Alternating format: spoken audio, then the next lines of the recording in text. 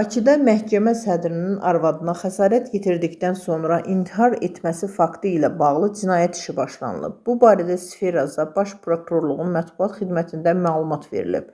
Bildirilib ki, yanvarın 25-də Xətai rayonu ərazisində Emin Əlizadənin Şəfiqə Ələkbərovanı qəsdən öldürməyə cəhd etməsi, daha sonra isə özünü hündürlükdən ataraq intihar etməsi faktı ilə bağlı Xətai rayon prokurorluğunda Cinayət Məcəlləsinin 29.120.1 qəsdən adam öldürməyə cəhd və 125-ci özünü öldürmə həddinə çatdırma maddələri ilə cinayət işi başlanılaraq istintaq aparılır. Qeyd edək ki, Emin Əliyevin atası Qəbələ rayon məhkəməsinin sədri Abbas Əliyevdir.